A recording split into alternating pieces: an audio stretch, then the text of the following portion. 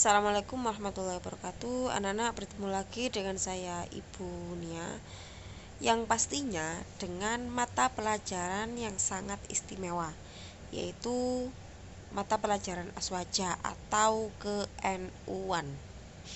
Jadi di kelas 11 ini, di kelas yang berbeda, di tahun pelajaran 2020-2021, kalian akan mengalami metode pembelajaran yang berbeda, yaitu dengan cara daring atau dalam jaringan.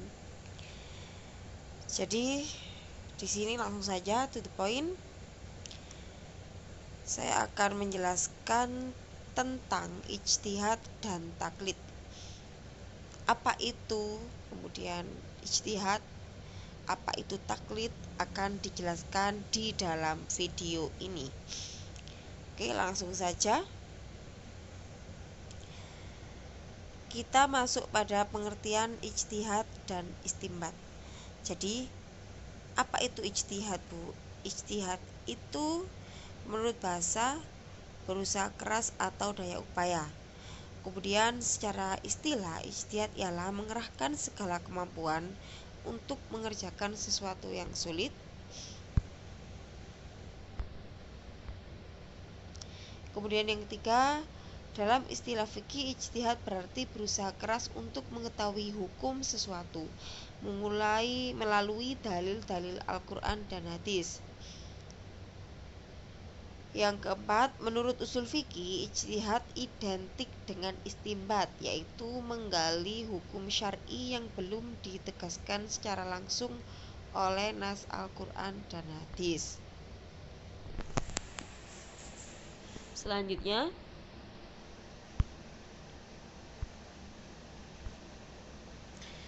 Selanjutnya yaitu tentang pengertian ijtihad dan istinbat sudah.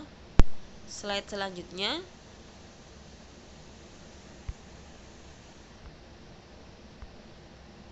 Oke, sekarang syarat-syarat melakukan ijtihad. Jadi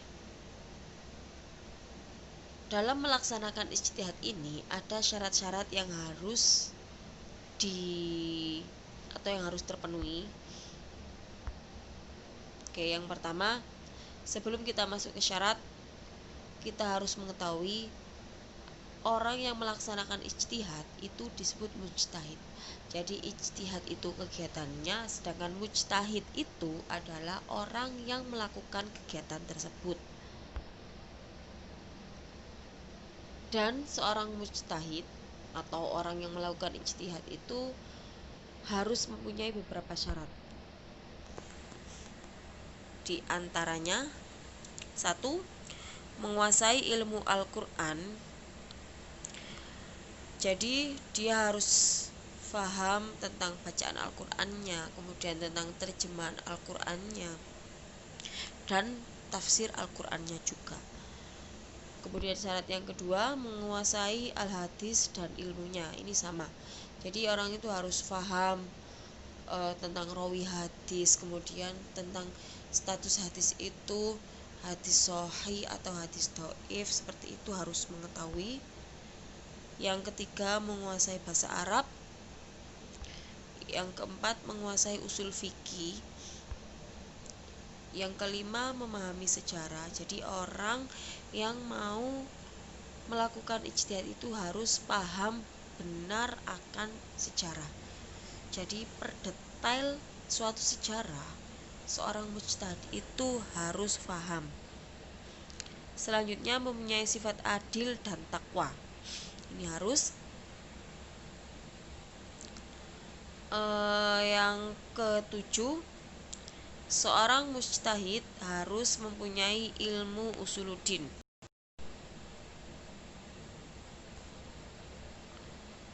Seorang mujtahid harus mengetahui ilmu mantik, ilmu kebahasaan. Selanjutnya, seorang mujtahid juga harus mengetahui cabang-cabang fikih.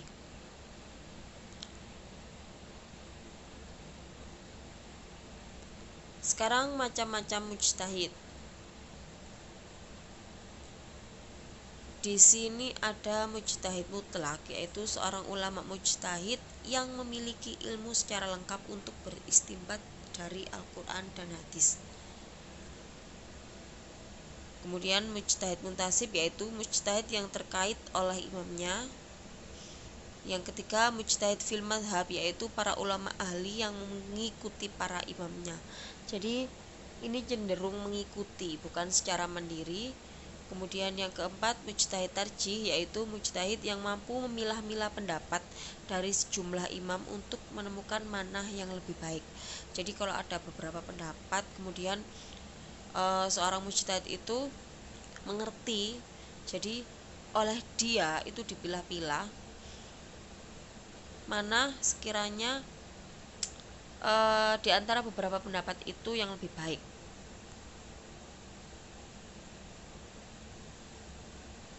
Selanjutnya taklid. Oke. Taklid di sini ialah mengikuti pendapat orang lain yang diyakini kebenarannya sesuai dengan Al-Quran dan hadis. Jadi taklid itu adalah mengikuti sebuah pendapat. Kalau ijtihad itu lebih mengarah ke mandiri. Jadi ijtihad itu mencari atau berusaha mencari sesuatu yang sulit, menggali sebuah hukum itu dengan cara mandiri, itu ijtihad. Sedangkan kalau taklid yaitu mengikuti pendapat orang lain yang memang diyakini kebenarannya sesuai dengan Al-Quran dan hadis. Nah, sekarang menurut Ahlus Sunnah wal Jamaah, hukum taklid itu dibedakan menjadi dua. Yang pertama diperbolehkannya ini karena bertaklid dalam masalah-masalah furu' bagi orang yang tak mampu berijtihad. Jadi kalau orang tersebut tidak mampu berijtihad, tidak mampu mencari suatu hukum secara mandiri karena memang tidak menguasai ilmunya, boleh kita bertaklid atau mengikuti pendapat orang lain yang diyakini kebenarannya. Sedangkan tidak diperbolehkannya apabila bertaklid semata-mata mengikuti adat kebiasaan yang salah. Jadi ada suatu adat yang memang itu adatnya benar-benar salah, tapi tetap ditaklid atau tetap diikuti. Itu yang tidak diperbolehkan. Kemudian yang kedua, bertaklid kepada seseorang yang tidak diketahui kemampuannya. Jadi ada seseorang yang kemampuannya itu masih diragukan, tapi dianya sudah berani mengeluarkan suatu hukum. Itu kita tidak patut untuk mengikuti, karena orang yang mengeluarkan hukum tersebut masih diragukan kemampuannya. Kemudian yang ketiga, bertaklid kepada pendapat yang jelas-jelas salah. Jadi kalau kita bertaklid atau mengikuti terhadap pendapat yang jelas-jelas salah, itu tidak diperbolehkan, dan itu yang bisa menjadikan hukum taklid ini menjadi tidak diperbolehkan. Selanjutnya, bertaklid dalam masalah keimanan, kecuali bagi orang bodoh yang tidak berpeluang untuk belajar.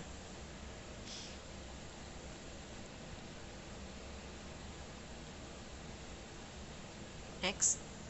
Selanjutnya, ini menjelaskan tentang bermadhab. Apakah itu? Madhab, saya ulangi lagi. Madhab menurut pengertian bahasa berarti pendirian, sedangkan menurut istilah adalah menjalankan syariat agama Islam sesuai dengan hasil ijtihad seorang ulama mujtahid. Oke, saya ulang lagi. Menurut istilah, madhab itu menjalankan syariat agama Islam sesuai dengan hasil ijtihad seorang ulama mujtahid. Jadi, menjalankan sebuah syariat agama Islam yang sudah dihasilkan oleh seorang mujtahid dari ia berijtihad.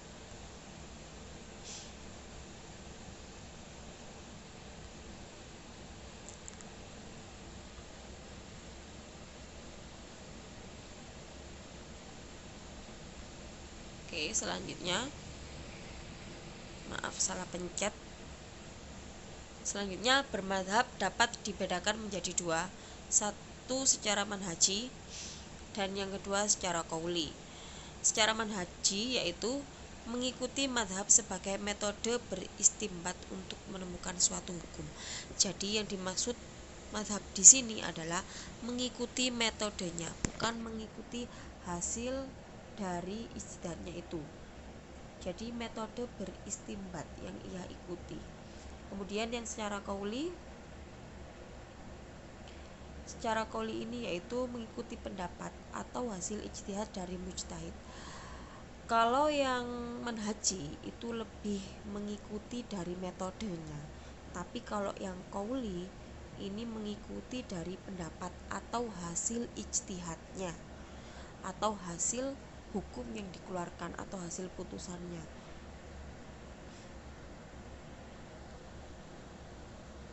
Nah, sekarang bertanya-tanya. Ada pertanyaan, bagaimana awal mula munculnya 4 mazhab? Jadi jawabannya, pada abad ke-2 Hijriah, Allah telah melahirkan mujtahid-mujtahid besar yang telah merumuskan jawaban terhadap berbagai masalah hukum yang amat luas dan banyak ragamnya. Kemudian hasil pemikiran para mujtahid yang telah teruji kebenarannya ini, kekuatannya maupun kesesuaiannya dengan kondisi masyarakat saat itu, akhirnya dikerucutkan hanya menjadi dalam 4 hasil rumusan pemikiran, yaitu mazhab Hanafi, Maliki, Syafi'i, dan Hambali. Jadi yang awalnya pada saat itu banyak sekali ulama mujtahid besar, kemudian juga banyak sekali rumusan yang dikeluarkan dari para mujtahid itu, akhirnya pada saat itu oleh masyarakat dikerucutkan menjadi 4 madhab saja.